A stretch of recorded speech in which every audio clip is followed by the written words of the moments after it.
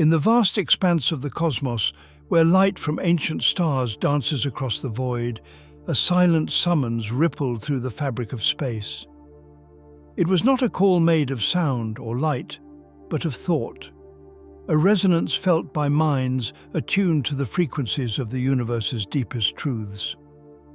On the obsidian world of Virelia, where the sky shimmered with the hues of 1,000 auroras, the Council of Nine convened.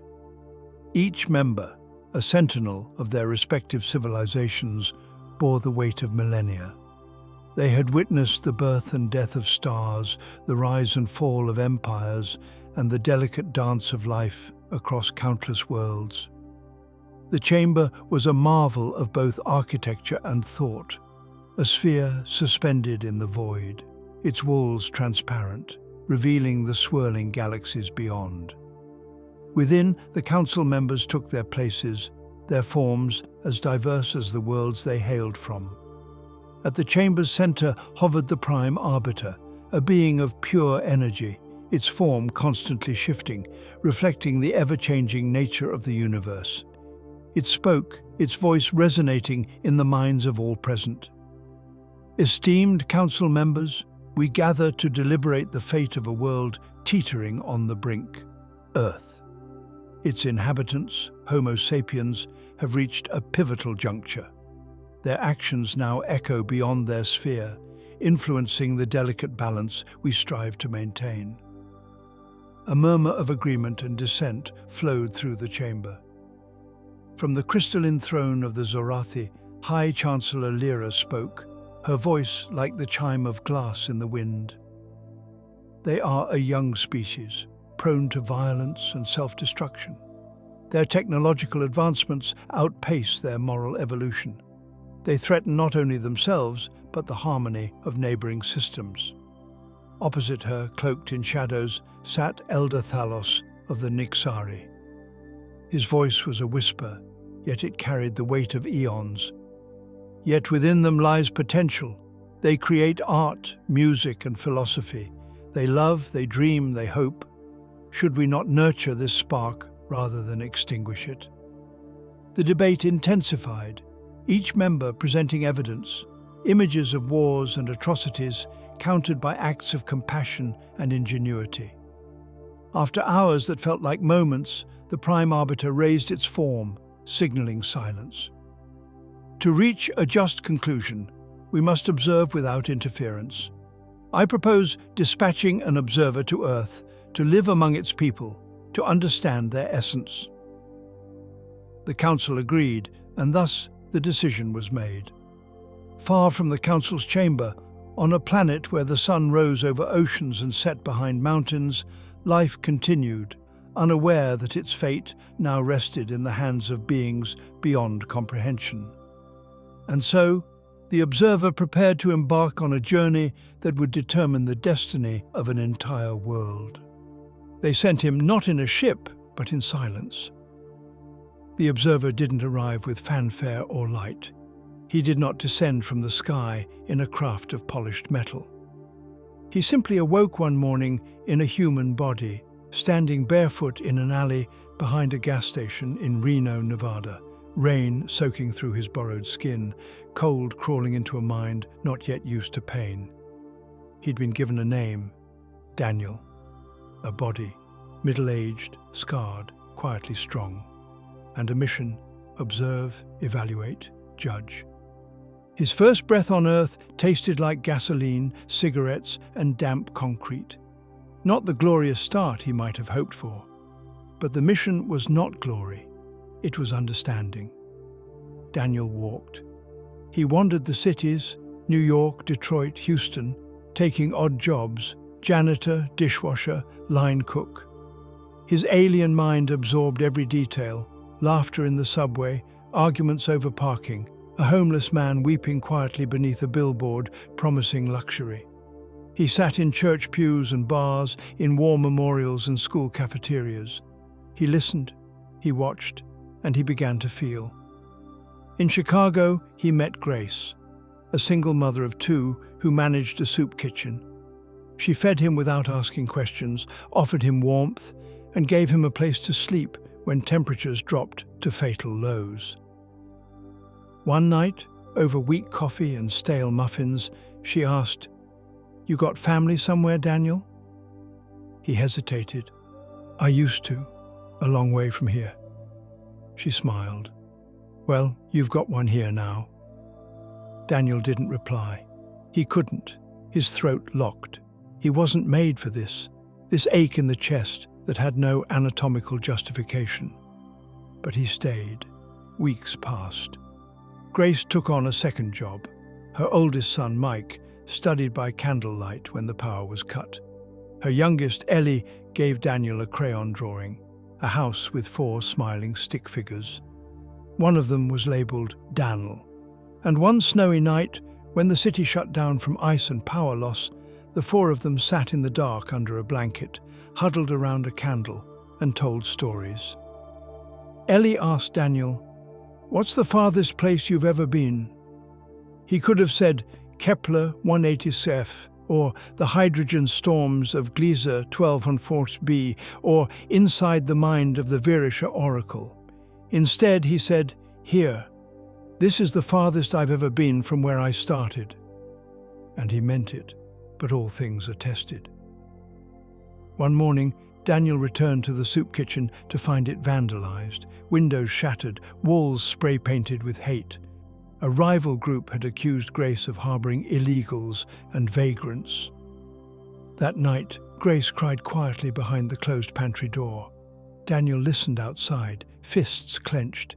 This was what the council feared: the rage, the division, the cruelty born of fear. But he'd also seen what they didn't. The firemen who gave their coats to strangers, the high schoolers who started food drives, the way Grace still opened her doors, even after being threatened. When he next communed in his dreams with the council, voices whispering across dimensions, he was asked, "Do they deserve their place in the stars?" Daniel didn't answer. Not yet. He still had more to see. Because the story of Earth wasn't written in headlines or war footage. It was scrawled in quiet acts of kindness, in cold hands held through the night, in soup served to the lost. And somewhere deep in his mind, once purely alien, Daniel felt something crack, something shift. He no longer observed like a scientist. He listened like a man. The fire began with a scream. Not a metaphorical one. Not yet. It was a real, raw sound, tearing through the frigid dawn. Daniel heard it before he smelled the smoke. He was already running, feet bare against the frostbitten sidewalk. The soup kitchen, the heart of Grace's work, was burning. Flames clawed from the windows like furious hands. The sign she'd painted with her children, "All are welcome here," curled and blackened in the heat. Grace stood outside, barefoot and frozen in disbelief, cradling Ellie, who was sobbing into her shoulder. Mike stood beside them, eyes wide with horror. Daniel didn't hesitate. He went in. Later, the fire chief said it was suicide. Madness. The building was minutes from collapse. But Daniel emerged from the choking blackness with a teenage girl in his arms, a volunteer named Ria who had stayed behind to lock up.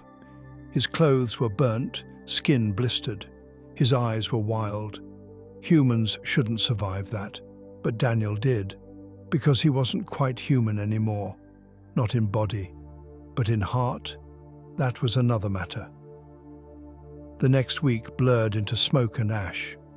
Grace's community rallied. People donated, rebuilt, stood in the cold, and handed out hot meals under tarps. No government stepped in. No alien technology saved them. They saved themselves. Daniel watched. Then he picked up a hammer and helped rebuild the walls. And as he worked, the council returned to his mind. Their voices didn't come gently now. They were sharp, divided. "You've grown too close." He's compromised. He understands them. That is his purpose. You are meant to judge, not to feel. They burned their own sanctuary. And yet they rebuilt it. The Council of Nine had never before argued like this. Not in Daniel's presence, not in his mind. They were afraid, not of Earth, of him. One night, Daniel stood atop the soup kitchen's roof, looking out over the rebuilt community. Snow dusted the ground. The stars above were familiar and silent. Grace joined him. "You ever feel like you're part of something bigger?" she asked. Daniel didn't answer right away. "I used to think I was just passing through," he finally said. "Just a witness. But now I'm not so sure." Grace looked at him sideways. "That's the thing about being human. Even if you're just a witness, you still bleed when others suffer." Daniel smiled. "Yes, I've learned that." But that night was the turning point. Because as they stood in silence, a low hum filled the air. Not of electricity, not of machines, but of power. Ancient and unseen, a ship, cloaked, massive, orbiting Earth. They had come, not to observe, but to decide. Back on Virelia, the council gathered for final judgment. 9 thrones lit with the glow of stars. The Prime Arbiter hovered above the void. "Daniel of Earth, your report?" And Daniel, the alien who had become human in heart, stepped forward, not with bowed head, but upright, defiant. "They are flawed," he said, "but so are we, and unlike us they are still becoming." Chancellor Lyra scoffed. "They destroy their own." Daniel nodded. "Yes, but they also die for strangers, rebuild from ashes, they laugh after loss, they love after betrayal. That makes them dangerous." Thalos of the Nixari leaned forward. "To whom?" Daniel met his gaze. "To those who fear change." The chamber fell silent. Then the Arbiter spoke. "Then we vote." But even as the final judgment approached, far above Earth, the engines of an ancient ship powered up. Not all council members believed in second chances, and not all ships came to watch. Some came to burn. The ship above Earth was called Charon, built before humanity's first fire, powered by antimatter harvested from collapsed stars. A vessel of extinction, silent, perfect, absolute. It did not carry diplomats, it carried an ancient directive: infection must be sterilized. And the council had split. 5 voted for life, 4 for annihilation. 1, Charon, voted with its weapons. The death warrant had been signed in silence. Daniel felt the burn before it hit the atmosphere. Standing beside Grace and her children on the frost-covered rooftop, he looked up and whispered, "No?" A silver thread cut the sky. A tremor followed. And in his mind, the last fragments of the council screamed, "It's coming! You failed."